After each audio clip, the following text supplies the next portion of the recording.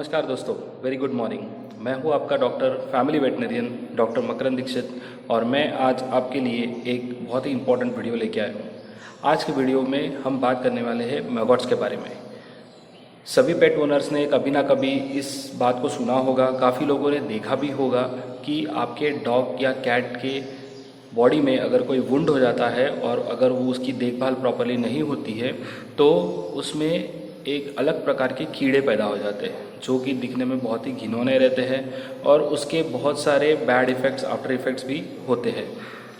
तो इसके बारे में काफ़ी लोगों को इन्फॉर्मेशन नहीं है टेक्निकल कि ये क्यों होता है और इसे रोकने के लिए हमने क्या करना चाहिए, उसके फर्स्ट एड्स क्या है, इसका रीज़न क्या है होने का।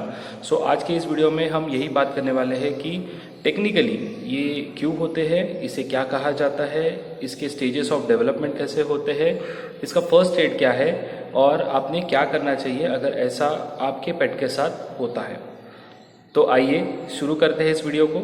हाँ, वीडियो को शुरू करने से पहले मैं आपको ज़रूर बोलूँगा कि हमारे इस पेट जो चैनल है, यूट्यूब चैनल है पेट्स के लिए, real care small animal clinic, इसे आप ज़रूर लाइक कीजिए, शेयर कीजिए, सब्सक्राइब कीजिए और इस वीडियो को भी बहुत सारे लोगों तक आप पहुंचाने की हमें मदद कीजिए सो दैट ये इन्फॉर्मेशन, टेक्निकल इन्फॉर्मेशन बहुत सारे पेट ओनर्स को फ़ायदा दिला सकती है। ओके, सो चलिए हम बात करते हैं मैगॉट्स के बारे में।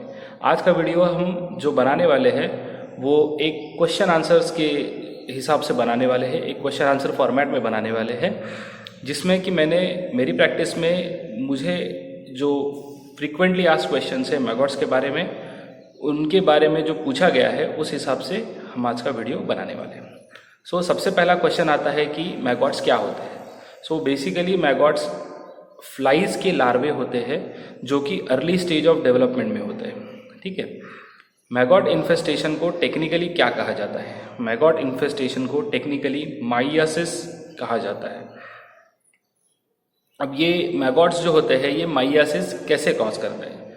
सो बेसिकली मैगॉट्स जो होते हैं ये फीमेल जो है female bot fly, screw fly या ब्लो फ्लाइज, इस प्रजाति के जो फ्लाइज होते हैं इनकी फीमेल्स जो अंडा देती है वुंड के ऊपर, उससे ये माइयासिस कॉज होता है। बेसिकली ये जो फ्लाइज होती है ये ब्लड को अट्रैक्ट होती है एंड बॉडी का एरिया जो कि डैम्प होता है, मॉइस्ट होता है एंड इजीली ख़राब हो जाता है, सॉइल हो जाता है, ऐसे एरिया में सबसे ज़्यादा पॉसिबिलिटी होती है इनका अंडे देने की। लेकिन कोई भी बॉडी पार्ट जहाँ पे वुंड होता है और अगर वो अनअटेंडेड रह जाता है एंड अगर ऐसी इस तरह से जो फ्लाइज है अगर वो वहाँ पे वर्म्स या फिर एग्स देती है तो वहाँ पे मैगॉट का इन्फेस्टेशन हो सकता है। अब ये मैगॉट का स्टेजेस ऑफ डेवलपमेंट क्या होते हैं? अब इसका स्टेजेस ऑफ डेवलपमेंट जो होते हैं वो बहुत ही शॉर्ट पीरियड में डेवलप हो जाते हैं। डे 0 हम कंसिडरेशन करेंगे जिस दिन फीमेल फ्लाइज जो है वो एग्स देती है वुंड के ऊपर, तो उस दिन को हम 0 डे अगर कंसिडर करते हैं तो विद इन 3 डेज वो एग से लार्वे बाहर आके मैगॉट्स बन के वहाँ की सबसे पहले तो डेड टिश्यू खाते हैं, उसके बाद में वो एक प्रकार का एंजाइम सीक्रेट करने लग जाते हैं जिसकी वजह से वो बॉडी में, स्किन में, मसल्स में एक टनल बरो कर सकते हैं, एक गड्ढा कर सकते हैं और एक टनल सा बरो करके वो अंदर तक चले जाते हैं और वो अच्छी टिश्यूज़, हेल्दी टिश्यूज़ पे फीड करना चालू कर देते हैं। ये जो प्रोसेस होता है इसमें एनिमल को बहुत ज़्यादा इरिटेशन होता है, वो एक पेनफुल प्रोसेस होता है और आपका एनिमल जो है वो ज़रूर कोई ना कोई साइंस इसमें दिखाएगा जिसके बारे में हम बाद में बात करेंगे। ये एग्स से जो मैगॉट्स निकलते हैं और ये जो अंदर बरी करके जाते हैं, ये लोकेशन जो है इन्फेक्शन का उस हिसाब से डिपेंड करता है कि इसका सीवियरिटी भी कितना हो सकता है। अगर ये एनस के पास है या वाइटल ऑर्गन्स के पास है तो उनको भी डैमेज करने के चांसेस हमेशा इन मैगॉट्स की वजह से बने रहते हैं। अब अगला क्वेश्चन जो बहुत कॉमनली पूछा जाता है वो ये होता है कि कितने बड़े वुंड होने से, कितना बड़ा वुंड होने से जो फीमेल फ्लाइज है, बॉट फ्लाई, ब्लो फ्लाई या इस तरह से जो मैगॉट्स कॉज करती है, वो अट्रैक्ट होती है। देखिए ये जो फीमेल्स फ्लाइज है जिनके बारे में हम बात कर रहे हैं, ये बेसिकली ब्लड को एंड मॉइस्ट डैम्प एरियाज़ में जहाँ पे स्किन पे इन्फेक्शन वुंड है वहाँ पे अट्रैक्ट होती है। तो बेसिकली एक पिन पॉइंट वुंड भी अगर हो गया है जो कि हील नहीं हो रहा है एंड वहाँ पे वो ख़राब हो रहा है वुंड, तो वहाँ पे मैगॉट्स हो सकते हैं। ठीक है, नेक्स्ट क्वेश्चन आता है कि कौन सा एरिया है ऐसा कॉमन एरिया जिन पे ज़्यादा करके आपको मैगॉट वुंड मिल सकता है।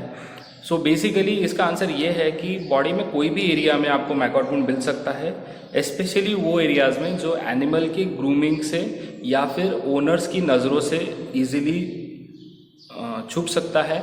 ऐसे एरियाज़ में जनरली मैगॉट वुंड पाए जाते हैं। बट येस, मैगॉट वुंड किसी भी एरियाज़ में पाए जाते हैं। हमने मैगॉट वुंड को मुंह के अंदर भी होते हुए देखा है, कानों के अंदर, मुंह के अंदर, पीठ के ऊपर, टेल के नीचे, पैर के अंदर, छाती पे। ये ऐसी काफ़ी सारी कॉमन जगह है जहाँ पे मैगॉट वुंड को देखा गया है एंड हमने उसको सक्सेसफुली ट्रीट भी किया है। ओके,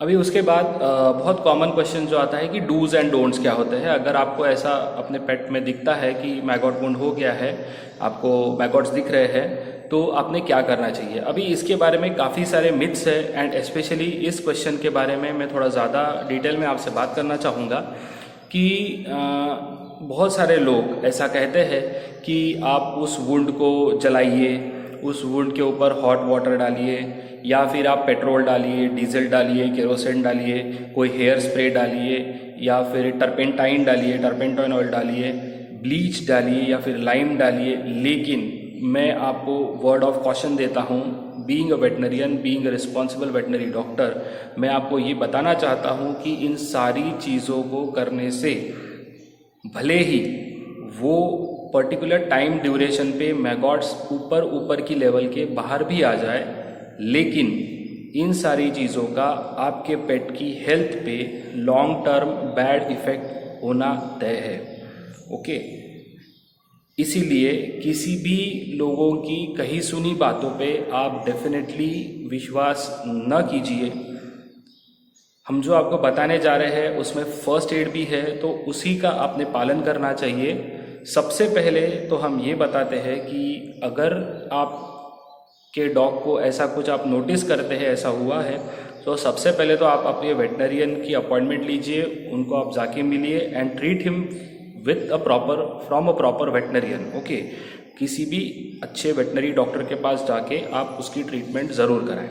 लेकिन अगर अनअवॉइडेबल सिचुएशन है, रात का टाइम है, या आप किसी कारणवश अपने डॉक्टर के पास नहीं जा पा रहे हैं, तो सबसे पहले वो जो वुंड है उसे आपको क्लीन करना चाहिए।